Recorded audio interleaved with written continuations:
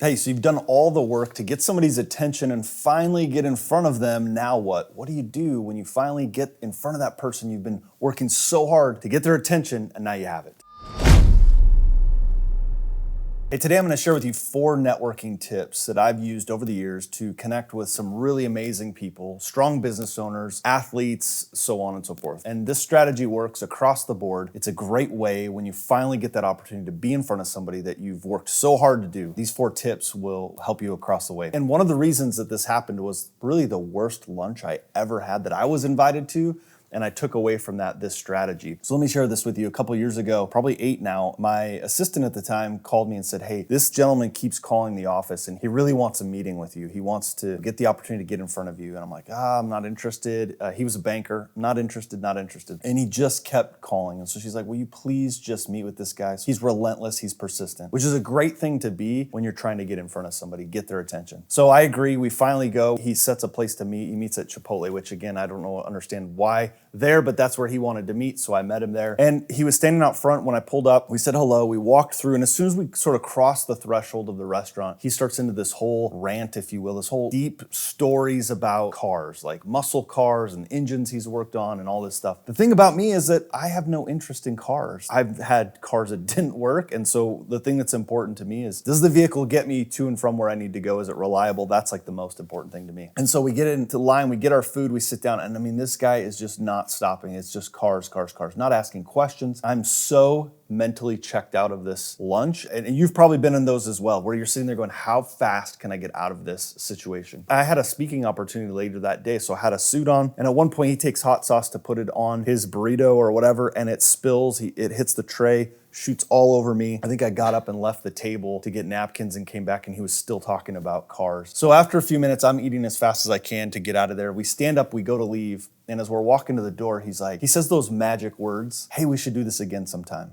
I'm like, in my mind, I'm thinking, absolutely no way, not on your life. I can't wait to get out of here. Ironically, which I also think was funny, is his car was parked right there. As he goes to get in his car, I noticed he's driving a Prius, which again, nothing against a Prius, but I just thought it was funny considering the whole conversation was about muscle cars. As I'm driving back to my office, I'm so frustrated because as a high producing entrepreneur like you, I just don't feel like I have time to waste. And the biggest way to lose with me is to waste my time. And so I was just super frustrated. I called my assistant and I said, look, we have helped people network and it's clearly not this guy's fault. As frustrated as I am, it's not his fault. We went back and we mapped out exactly what it takes to be successful, what we've done all these years. And now for 8 years, we've taught this to thousands of entrepreneurs. So here's step 1. And I'll demonstrate it perfectly in this example with this young man who we had lunch. The acronym that I'm going to teach you is BOND, and the first one is B, build on a common interest. The whole point is you have to build a foundation in the relationship. If you move too quickly past this, you miss the opportunity. People want to connect. What's fascinating about most tips that I hear in networking, first of all, they're unproven, or there's somebody else's strategy, or there's somebody else's tip. The reality is I've put this to practice, and in most networking tips people give you, it's what to say, right? And I will share with you some things of what to say, but most of this are questions, not things to talk about yourself. Think about the last time you went to a networking social event, everything. You walk up to somebody and they talk all about themselves the whole time. Literally, how impressed are you when you leave? You're not. In fact, you're thinking, I'm done. I would never do business with this person because all they did was talk about themselves. You have to understand that's the key. Remember, they will leave that going, how did you make them feel? Not about what you said. Be interested, don't just be interesting. Like if you're trying to be interesting talking about yourself, you're gonna miss it. Be interested in them. So the key is to ask questions. So in building on a common interest, what would have been better for this young man is to talk about anything,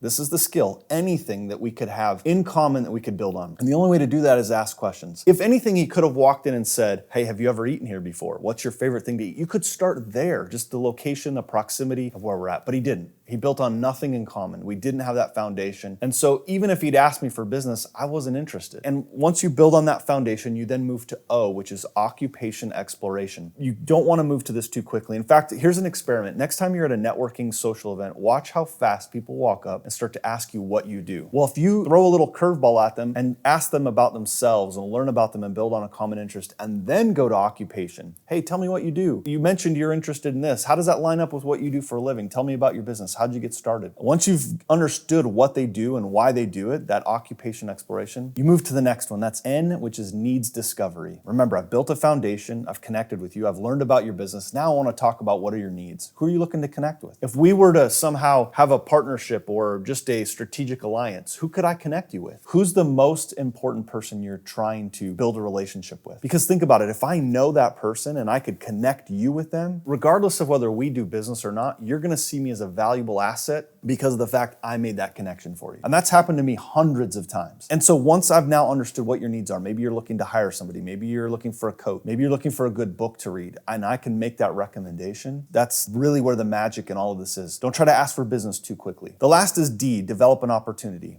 And again, that opportunity might be the thing that that person asked for, the need. You could bring that to them. It could be business, it could be a strategic alliance. In other videos, I go deeper into what those develop opportunities could look like. But for just purposes of these 4 tips, don't move too quickly past build on a common interest, occupation exploration, needs discovery, and develop an opportunity. Now, once you've done that and you've parted ways, and that could be done in 5 minutes, could be done in 60 seconds, it could be done over an hour. That's the great part of the bond method is you can contract or stretch however the time allows for. Now, this will glue this all together. The key is make sure you send some message of follow-up within 3 hours of that first meeting. Could be an email, text. In fact, I think back to a gentleman who we had a face-to-face over Zoom, and he did the bond method with me without knowing, without me ever teaching it to him, but I was watching him because he's a master networker. He's a master at this. He understood what it was to build on a common interest. And one of the things he found out was he asked me questions about different things, and he asked me a question about my favorite foods, and one of the things I said was cookies. He asked me what kind. And within 1 hour of that meeting, he lives across the country. Within 1 hour, there was a bag of cookies and a half gallon of milk sitting on my doorstep that he had delivered because he was listening, and it was the follow-up that he sent right away. And since that little interaction, we have done speaking events together. We're continuing to build a relationship, and we'll see what happens. But the magic is follow-up to that first interaction within 3 hours. And the second part of that is follow-up within 1 week of that first interaction. If you do this, if you follow the bond method with strategic and intentional follow-up within 3 hours and within 1 week, watch the relationships grow. Watch your ability to stand out in a room where people are networking. Watch when you get the one-on-one interactions, how you'll be able to take this to another level. This whole strategy is something I wished I'd learned right away when I started my business. Fortunately, it wasn't too far into it where I really understood this process. This 4-step process of bond and networking, these tips have helped me scale my business 10, 20x over the years and do it without hardly any advertising. I've built my entire organization through networking. Follow these 4 tips. If you like this, first of all, subscribe, like the video, share it with a friend who's looking to grow or scale their business. And if you like this, go back and watch the 4 tips and really master this